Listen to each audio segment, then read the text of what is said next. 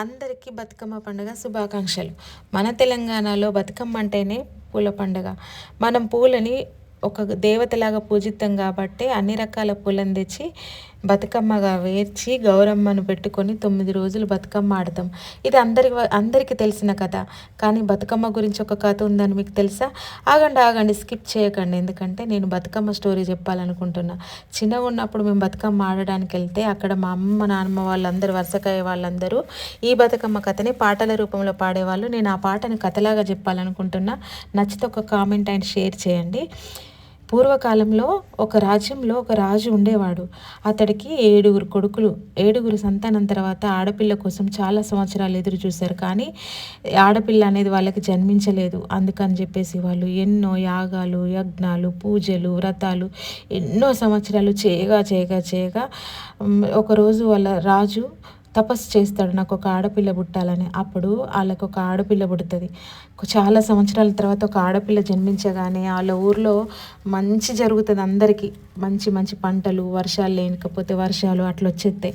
అందుకని చెప్పేసి ఆమె రాక ఆ ఊరికి మంచి జరిగిందని, వాళ్ళ నాన్న రాజ్యం బాగుపడిందని ఆ పిల్లని ఎంతో అల్లారు ముద్దుగా పెంచి పెద్ద చేస్తాడు. వాళ్ళ నాన్న వాళ్ళ అమ్మతో పాటు వాళ్ళ 7 అన్నలు కూడా ఆ పిల్లని వాళ్ళ చెల్లిని ఎంతో ప్రేమగా చూసుకుంటారు. పంచ ప్రాణాలు. ఇంకా వాళ్ళ చెల్లెలంటే ఆమె ఏది అడుగుతా చేస్తారు. ఆమెను అంత బాగా చూసుకుంటారు. అట్లా ఉండగా కొన్ని రోజుల తర్వాత 7 అన్నయ్యలకి పెళ్ళిళ్ళు అయిపోతాయి. పెళ్ళిళ్ళు అయినా కూడా వాళ్ళ అన్నయ్యలు వాళ్ళ చెల్లిని ఎంతో ప్రేమగా ముద్దుగా చూసుకుంటారు.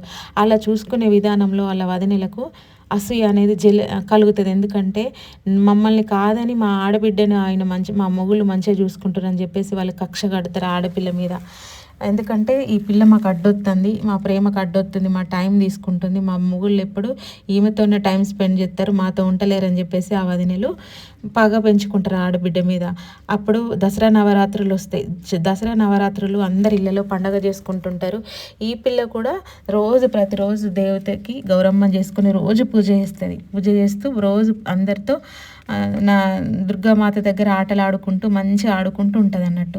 ఉండేసరికి ఒకరోజు ఏం చేస్తారంటే వాళ్ళ వదినలు మాయమాటలు చెప్పేస్తారు. ఇంకా ఒకరోజు మంచిగా మాట్లాడి మాయమాటలు చెప్పి మనం ఆడుకుందాం రా అని చెప్పేసి ఆ పిల్లని అడవిలోకి తీసుకెళ్తారు. ఆ రోజు వాళ్ళ అన్నయ్య వాళ్ళు అడవికి వేటకెళ్ళగానే ఇంట్లో ఎవరు లేని విధానం చూసుకొని వాళ్ళేం చేస్తారు, వాళ్ళ అత్త మామ కాశీకి వెళ్తారు, వాళ్ళ అమ్మ నాన్న కాశీకి వెళ్తారు. వెళ్ళగానే వాళ్ళ అన్నయ్యలేమో అడవికి వేటకెళ్తారు. ఈ పిల్లి ఇంట్లో ఒక్కతే ఉంటుంది. చెల్లెలు జాగ్రత్త అని చెప్పి వెళ్తారు. సరే అని అంటారు వాళ్ళు వదినలు. వాళ్ళ అన్నలు అటు వెళ్ళగానే ఈ పిల్లతో ఆటలాడి మాయమాటలు చెప్పి అడవిలోకి తీసుకెళ్ళిపోతారు. నిర్మానుష్య ప్రదేశానికి తీసుకెళ్ళి ఆ పిల్లను ఇంతకుముందు కూడా చాలా టైం చంపడానికి ప్రయత్నిస్తే ఎప్పుడు కూడా ఆమె చనిపోలేదు. ఇంకా ఇట్లా కాదని చెప్పేసి నిర్మానుష్య ప్రదేశానికి అయితే అడవికి తీసుకెళ్ళి లోపలికి తీసుకెళ్ళి ఆ పిల్లని అన్నంలో విషం పెట్టి చంపేస్తారు. ఆటలాడి అలసిపోయిన తర్వాత ఆకలి అవుతుందా అంటే అవును అనగానే విషం కలిపిన అన్నం ఇచ్చి చంపేస్తారు. చంపగానే ఆమె చనిపోయిందని తెలుసుకున్న తర్వాత, పూర్తిగా ప్రాణం పోయిందని తెలుసుకున్న తర్వాత బొంద పెట్టేసి తిరిగి ఇంటికి వచ్చేస్తారు. ఇంటికి వచ్చేసిన తర్వాత వాళ్ళ అన్నయ్యలు వేట నుండి రాగానే వాళ్ళ చెల్లెలి కోసం చుట్టుపక్కల చూస్తారు. ఎక్కడ చూసినా వాళ్ళ చెల్లె కనిపించేది. నీళ్ళల్లో, కుంటలల్లో, వాగులు, వంకలు, తర్వాత ఒర్రెలు పంటి, అడవుల పంటి అంతా తిరుగుతారు. ఎక్కడ తిరిగినా వాళ్ళ చెల్లెలు జాడగానే రాదు. వాళ్ళ వదినలను అడుగుతారు ఎటు పోయింది అని అడిగితే ఏమో మాకు తెలియదు అని ఆ 7 వదినలు తెలియదు అని నాటకం ఆడి తప్పించుకోగానే వాళ్ళ అన్నలు వెతుకుతూనే ఉంటారు. ఒకరోజు వాళ్ళ అమ్మ వాళ్ళు కాశీ నుండి తిరిగి ప్రయాణమై ఇంటికి వస్తుంటే దారిలో వచ్చేటప్పుడు వీళ్ళ అన్నయ్య వాళ్ళు కూడా చెల్లెల్ని వెతుక్కుంటూ దారిలో వెళ్తూ ఉంటారు. ఎక్కడైతే వాళ్ళ చెల్లెని బొందబెట్టిన ప్లేస్ ఉందో అక్కడికి వెళ్తారు అన్నట్టు. వెళ్ళేసరికి అడవిలో ఎటు చూసిన చెట్లన్నీ ఇరుగా ఊసుంటాయి, పూలన్నీ.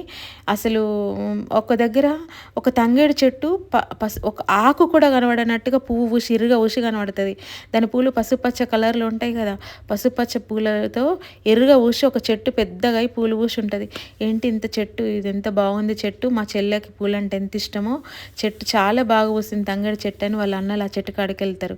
వెళ్ళగానే అక్కడికి వెళ్తారు. వెళ్ళగానే చెట్టు ఇట్లా ముట్టగానే చెట్టు మాట్లాడుతుంది అన్నట్టు. ఆ పూలు మాట్లాడుతుంటాయి ఏమని, అన్నయ్య నన్ను మీరు ముట్టుకోవద్దు, ఎందుకంటే పాపకారి వదినలు నన్ను చంపేశారు, ఆ పాపం మీకు అంటుకుంటుంది అని చెప్పేసి పూలు మాట్లాడతాయి. మాట్లాడగానే ఏంటి పూలు మాట్లాడుతున్నాయి ఏంటని వీళ్ళు అనుకుంటారు. అనుకొని పెద్దన్న ముడతాడు, అలాగే చెప్తా చిన్నన్న, నడిపన్న, 2, 3, 4, 5, 6 నెంబర్ వరకు అందరు అన్నలు 7 అన్నలు ఆ పూలను ముట్టినప్పుడల్లా వద్దొద్దు నన్ను ముట్టుకోవద్దు, ఆ పాపం మీకు తగులుద్ది, పాపకారి వదినలు నన్ను చంపారు, ఆ పాప దోషం మీకు తగులుతుంది అన్న, మీరు నన్ను ముట్టుకోవద్దని ఆ పూలు మాట్లాడతాయి. మాట్లాడేసరికి వాళ్ళ అమ్మ నాన్న వాళ్ళు కాశీ నుండి రాగానే ఈ విషయం చెప్తారు, ఇట్లా చెట్టు పూలు మాట్లాడుతుందమ్మా, మాకేమో అనుమానం వస్తుంది అని. వాళ్ళ అమ్మ నాన్నని తీసుకొని అక్కడికి వెళ్తారు అన్నట్టు, చెట్టు కాడికి వెళ్ళగానే అక్కడ వాళ్ళ అమ్మ నాన్న ఇద్దరు చెట్టుని ముడితే అప్పుడు కూడా వద్దొద్దు నన్ను ముట్టుకోవద్దమ్మా, పాపకారి వదినలు నన్ను చంపేశారు ఇలా అని మళ్ళీ పూలు ఏడ్చుకుంటూ చెప్తాయి. చెప్పగానే అయితే ఇట్లా ఇట్లా అంటున్నాయి కదా, ఒకసారి వాళ్ళని తీసుకొచ్చి చెప్తాం, ఏం మాట్లాడుతూ చూద్దామని వాళ్ళ 7 వదినలను చెట్ల కాడికి తీసుకొస్తారు. తీసుకొచ్చి చెట్టు కాడ నిల్చోబెట్టగానే ఒక్కొక్క వదిన లైన్గా చెట్టు పూలను ముడుతూ ఉంటుంది. ముట్టిన ప్రతిసారి పాపకారి వదినలారా నన్ను ముట్టొద్దు, మీ పాప నాకు అంటుతుంది, ఇంకా మీరు నన్ను చంపేశారు అనుకుంటే ఏడుతుంది చెట్టు. ఏడవగానే వాళ్ళ అమ్మ నాన్న చాలా ఏడుతారు. ఏడ్చి కాశీ నుంచి వచ్చారు కదా, చాలా ఏడ్చి మేము ఎన్ని పూజలు చేసాం, ఎన్ని వ్రతాలు చేసాం, మాకు లేక ఒక బిడ్డనిచ్చావు, ఆ బిడ్డను మళ్ళీ నువ్వు చంపేసావా తండ్రి ఈశ్వర అనుకుంటూ చాలా ఏడుతారు. ఇక ఏడ్చి ఏడ్చి ఏడ్చి నా బిడ్డ లేని జీవితం మాకొద్దు, నా బిడ్డ లేని లోకంలో మేము ఉండలేము, మేము బతకలేము, మేము చచ్చిపోతాం, ఇప్పుడు ఆత్మహత్య చేసుకుంటామని వాళ్ళ అమ్మ నాన్న అక్కడే ఉన్న బావిలో దూకుతారు చనిపోవడానికి. దూకగానే అందులో నుంచి పార్వతీదేవి ప్రత్యక్షమై బయటకు వాళ్ళ అమ్మ నాన్నను బయటకు తీసుకొని వచ్చి ఏమంటదంటే, నీ బిడ్డ ఈ నవరాత్రులు 9 రోజులు దుర్గామాతను పూజించేటప్పుడు ప్రతిరోజు నాకు గౌరీ వ్రతం చేసింది. మొదట నన్ను గౌరీ వ్రతం చేశాకే దుర్గామాతను పూజించింది. నేను చాలా ఆమె భక్తికి, ఆమె చేసిన పూజకి నేను చాలా సంతోషపడ్డా. అందుకోసమే మిమ్మల్ని చావనీయను, మీ చనిపోయిన మీ బిడ్డను కూడా మీకు తిరిగిస్తా అని చెప్పేసి పార్వతీదేవి వాళ్ళ ఏ బిడ్డ అయితే చనిపోయిందో ఆ తంగడి చెట్టు నుంచి వాళ్ళ బిడ్డను కూడా ఆత్మను బయటకు తీసి వాళ్ళ బిడ్డను రూపంలో వాళ్ళకి ఇచ్చేస్తుంది అన్నట్టు. ఇచ్చేసేటప్పుడు వాళ్ళ బిడ్డను వాళ్ళ చేతులకు చెప్పేటప్పుడు ఏమంటదంటే అమ్మవారు, నువ్వు చాలా కాలం చల్లగా బతుకు అని చెప్పేసి బతుకు అమ్మ అని దీవిస్తూ వాళ్ళ అమ్మ నాన్నకి వాళ్ళ కూతురు చెప్తుంది. అందుకని బతుకు అమ్మ అనే పేరు బతుకమ్మ అయిపోయింది. ఆ రోజు నుంచి ఆ పిల్లకు బతుకమ్మ అనే పేరుతోనే పిలిచారు అందరూ కూడా. అందుకని చెప్పేసి బతుకు అమ్మ అన్నారు కాబట్టి బతుకమ్మ పండుగ అయింది. అట్లనే తంగేడు చెట్టు కూడా ఎక్కడైతే ఆమెను పూడ్చిపెట్టి బొంద తీసి పూడ్చిపెట్టారో అక్కడే తంగేడు చెట్టు మొలిచింది కాబట్టి దాని పూలే తంగేడు పూలతోనే బతుకమ్మ చేయాలన్న ఆనవాయితీ వచ్చింది. ఎందుకంటే వాళ్ళ నాన్న ఆ రాజ్యానికి రాజు కాబట్టి అతను చెప్పిందే మాట కదా. ప్రతి సంవత్సరం నవరాత్రులలో తన బిడ్డ చనిపోయి పుట్టింది కాబట్టి బతుకమ్మలాగా వచ్చింది కాబట్టి ఈ అందరైతే అన్ని దేశాలలో అంటే మన తెలుగు రాష్ట్రాలలో దుర్గామాతని నవరాత్రులు కొలుస్తారు కదా. కొన్ని ఊర్లలో రాష్ట్రాలలో కూడా దుర్గామాత పూజ చేసుకుంటారు నవరాత్రులు అని. కానీ మన తెలంగాణ రాష్ట్రంలో మాత్రమే బతుకమ్మ పండుగ, దుర్గామాతతో పాటు బతుకమ్మ పండుగను కూడా 9 రోజులు చేసుకుంటాం. ఎందుకంటే ఆ రాజ్యంలో ఉండే వాళ్ళ కూతురు ఆ నవరాత్రులను చనిపోయి పుట్టింది కాబట్టి బతుకమ్మ పండుగ అనేది మనం తంగేడు పూతోటి చేసుకునే సాంప్రదాయాన్ని అయితే పూర్వకాలంలో నుంచే మన పెద్దవాళ్ళు తీసుకొచ్చారు. అందుకే మనం బతుకమ్మని చాలా భక్తి శ్రద్ధలతో చేసుకుంటాం. అట్లనే తంగేడు పువ్వుతో మాత్రమే బతుకమ్మ చేసుకుంటాం. అందుకే మన తెలంగాణ రాష్ట్రంలో మన రాష్ట్రీయ గుర్తింపు వచ్చింది తంగేడు చెట్టుకి. బతుకమ్మకు కూడా రాష్ట్రీయ ఫెస్టివల్ అని, అంటే బతుకమ్మ పండుగ ఒక ఫెస్టివల్ అని తీసుకొచ్చారన్నట్టు గుర్తింపుని. ఎందుకంటే అంత విశిష్ట గలది కాబట్టి, తంగేడు చెట్టుకున్న విశిష్టత బతుకమ్మకు వచ్చింది కాబట్టి రెండింటిని కలిపి రెండింటికి మన రాష్ట్రంలో ఒక మంచి గుర్తింపు అనేది తీసుకొచ్చారన్నట్టు. అందుకే బతుకమ్మ పండుగను మనం 9 రోజులు 9 రకాల పూలు కాదు చాలా రకాల పూలతో మనం పూజ చేసుకొని, అంతేకాదు ఇంకా మా తెలంగాణలో ఎట్లా చేస్తారంటే సత్తుపిండులు చేస్తాం బతుకమ్మ పండుగకి. ఇట్లా బతుకమ్మ తయారు చేసి పూలతో తయారు చేసి అన్ని రకాల పూలతో, తంగేడు పూలతో అన్ని రకాల పూలు తీసుకొచ్చి, తంగేడు పూలు అన్నీ తీసుకొచ్చి ఫస్ట్ వరుస తంగేడు ఆకులు పెట్టి, తర్వాత బంతి పూలు, గునుగ పూలు, పట్టు కుచ్చులు, రకరకాల పూలు పెట్టి బతుకమ్మని అయితే చేసుకొని దాంతోపాటు అమ్మవారికి నైవేద్యం పెడతాం. ఏంటో తెలుసా? అవి సత్తిపిండులు, పెసర, మక్క, తర్వాత వరిపిండి, బియ్యపు పిండి, తర్వాత నువ్వుల పిండి, కొబ్బరి పిండి, పల్లి పిండి అని రకరకాల 9 రకాల సత్తుపిండులు చేసి బెల్లం కానీ చక్కెర కానీ నెయ్యి కలుపుకొని చేసి అమ్మవారికి అయితే బతుకమ్మ రోజు నైవేద్యం అయితే పెడతాం. పెట్టేసి అందరూ ఆడుతూ ఆడుతూ రాత్రి అంతా ఆడుతూనే ఉంటారు బతుకమ్మ. లాస్ట్కి వస్తే చెరువులు వేయడానికి వెళ్ళినప్పుడు ఒకరికొకరు మన చుట్టుపక్కల ఉన్న మన వాళ్ళందరికీ తాంబూలంలో పేర్చుకుంటాం కదా బతుకమ్మని. అందులో నుంచి గౌరమ్మని సపరేట్ చేసుకొని గౌరమ్మను అందులో పెట్టి ఇస్తినమ్మ వాయనం పుచ్చుకుంటున్నమ్మ వాయనం అని చెప్పేసి అందరం పసుపు కుంకుమ ఒకరికొకరు పెట్టుకున్న తర్వాత సత్తుపిండిని కూడా ఒకరికొకరు నోట్లో వేసుకొని తినిపిస్తారు అన్నట్టు. ఇది మా తెలంగాణలో అందరు చేసుకునే పండగ. తెలుగు రాష్ట్రాల్లో చేసుకునేది మాత్రం అందరు కలిసి చేసుకునేది అయితే దుర్గా నవరాత్రులు. కానీ తెలంగాణలో చేసుకునేది మాత్రం బతుకమ్మ పండుగ. అందుకనే దీనికి మంచి పేరు, మంచి ఏమంటారు గౌరవం దక్కింది. ఈ రోజైతే మేమైతే ఆఫీస్లో సెలబ్రేషన్ చేస్తున్నాం. ఎందుకంటే దసరా అప్పుడు అందరికీ హాలిడేస్ ఉంటాయి కాబట్టి అందరు ఊర్లలోకి వెళ్తారు. బతుకమ్మ సెలబ్రేషన్ చేయడానికి వీలు కాదు కాబట్టి మేము 3వ రోజే ఇక్కడ బతుకమ్మ సెలబ్రేషన్ అయితే స్టార్ట్ చేసాం. ఒకరోజు ముందే మేము తంగడి పువ్వు, తర్వాత పట్టుకుచ్చులు, గునుగు పూలు అన్నీ తీసుకొచ్చినాం, బంతి పూలు అన్నీ.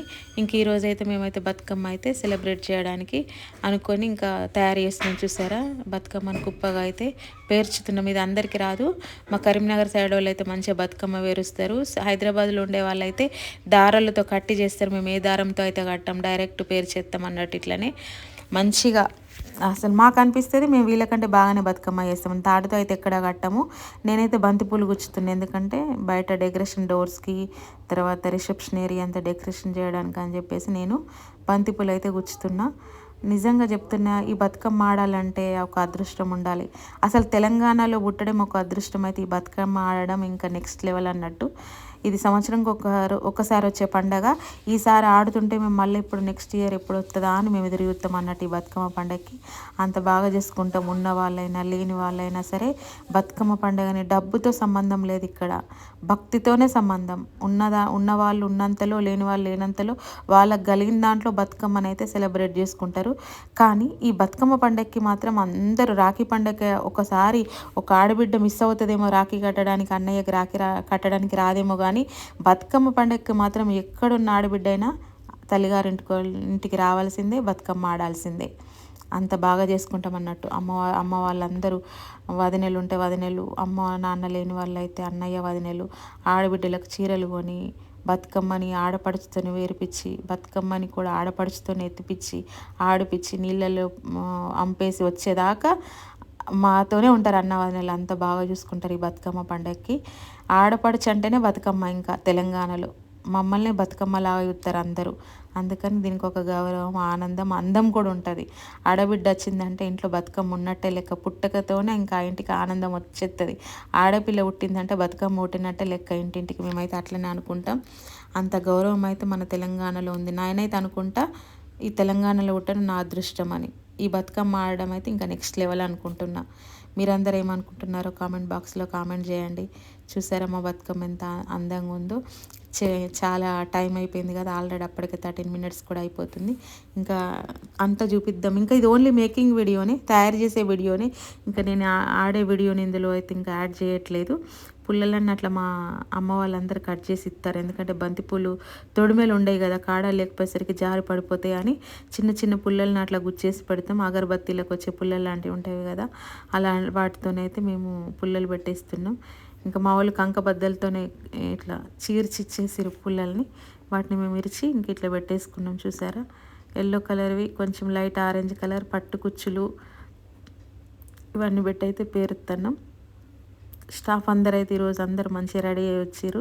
ఫ్రెండ్స్ అందరూ ఇంకా వాళ్ళందరూ రెడీ అవుతున్నారు. అందుకే మేము 3 members ఉన్నాం ఇక్కడ. మేమే ఇంకా అల్లుతున్నాం బతుకమ్మని, ఇట్లా పేర్చుతున్నాం అన్నట్టు. మీరందరూ బతుకమ్మ మీకు దసరా మా ఊర్లో ఇంకొకటి ముఖ్యంగా చెప్పాలి ఏంటంటే, అందరికీ దసరా ముందు ఉంటుంది బతుకమ్మ. కానీ ఎందుకో మా జగిత్యాల సైడ్ అయితే కొన్ని ఊర్లలో, స్పెసిఫిక్గా మా పల్లెటూర్లలో బతుకమ్మ దసరా తర్వాత ఉంటుంది. ఎందుకంటే ఆడబిడ్డ అంటేనే బతుకమ్మ అనుకుంటారు కదా ప్రతి ఇంటిలో. అందుకని చెప్పేసి దసరా పండుగ అయిన తర్వాత బతుకమ్మని అనేది పంపుతారు అన్నట్టు. ఎందుకంటే ఆడబిడ్డను పండుగ కాకుండా పంపొద్దు. దసరా రోజు మనం అన్నీ నాన్ వెజ్ వంటలు చేసుకుంటాం, మాంసం అవన్నీ చేసుకుంటాం కదా, మేక, మటన్, చికెన్ అన్నీ పిండి వంటలు అవన్నీ తినిపోవాలి ఆడబిడ్డ. అట్లయితేనే అమ్మ నాన్నలు హ్యాపీ అని చెప్పేసి మేము బతుకమ్మను దసరా తర్వాత పంపుతాం అన్నట్టు. కొన్ని ఊర్లలో అయితే దసరా ముందు ఉంటుంది, కానీ మా సైడ్ అయితే, మా పల్లెటూరులో అయితే మాత్రం దసరా తర్వాతే మా బతుకమ్మ. ఇంకా ఆమె అల్లుతే పెడుతూనే ఉంది ఒక్కొక్క స్టెప్ మెల్లమెల్లగా. ఎందుకంటే మేము 3 to 5 అనుకున్నాం, టైం చాలా ఉంది. మేము 12 గంటలకు స్టార్ట్ చేసినాం. మెల్లిగా అవుతుందిలే, ఒక 2 అవర్స్లో అయిపోయినా, తర్వాత 2 అవర్స్ మంచిగా రెడీ అయ్యి బతుకమ్మ ఆడుకోవచ్చు అనుకున్నాం. అందుకని ఇంకా మెల్లిమెల్లిగా అయితే అందరు కూర్చొని అయితే ఇంకా రెడీ చేస్తారు. నేను బతుకమ్మ స్టోరీ చెప్పాను కదా, మీకు ఏమనిపించింది? మీకు కూడా తెలుసా ఈ స్టోరీ? ముందే మీకు ఈ స్టోరీ తెలిస్తే నాకు కామెంట్ బాక్స్లో చెప్పండి. నాకైతే తెలీదు. నేనైతే పాటలు పాడుతుంటూనే విని ఆ పాటను నేను కథలాగా చెప్పిన, అంటే నాకు అర్థమైంది, నాకు గుర్తుంది మాత్రమే చెప్పిన. ఎందుకంటే ఎప్పుడో చిన్నగా ఉన్నప్పుడు విన్న పాట కదా. ఈ మధ్యకాలంలో ఎవరైతే పాటలు ఎక్కువ పాడట్లేదు, కానీ బతుకమ్మ పాటలు పాడుతూ చేసుకుంటేనే, ఉయ్యాల పాటలు పాడుతూ చేసుకుంటేనే బాగుంటుంది. నేను అప్పుడు విన్న పాటనైతే కథలాగా అయితే చెప్పిన. లాగ్ చేస్తుందని అయితే అనుకోకండి, ఎందుకంటే కథ కదా. ఇంకా వ్లాగ్ పెడదామని అనుకున్నా, అందుకే నేను 18 minutes వీడియో తీసిన. కొంచెం ఇబ్బంది పడకుండా నన్ను భరించి, నా వీడియోని కూడా భరించి, నేను చెప్పే మాటలు వినడం కూడా విసుగ్గా అనుకోకుండా కొంచెం ఓపికతో వింటూ నన్ను ఇట్లనే మీరు ఇంకా ఇంకా సపోర్ట్ చేయాలని కోరుకుంటూ, మీ అందరూ ఎవరైతే సబ్స్క్రైబర్స్ ఉన్నారో వాళ్ళందరూ ఎవరెవరైతే చూస్తారో వాళ్ళందరికీ థ్యాంక్ యూ చెబుతూ నా బతుకమ్మను అందరికీ షేర్ చేయమని అడుగుతున్నాను. ఎందుకంటే మనం పల్లెటూరులో ఉండి బతుకమ్మను వేర్చడం వేరు, అదే ఆఫీస్లో ఉండి పేర్చడం వేరు. ఎందుకంటే పల్లెటూరులో చాలా రకాలు ఉంటాయి, చాలా రకాల పూలు ఉంటాయి. మేమైతే బెల్లం పూలు పెడతాం, తర్వాత బ్లూ కలర్ ఉంటాయి కదా, కట్ల పూలు పెడతాం. కట్ల పూలు అంటే మేము కట్ల పూలు అంటాం వాటిని. ఇక్కడైతే వీళ్ళు ఏం పూలు అంటారు వాటిని?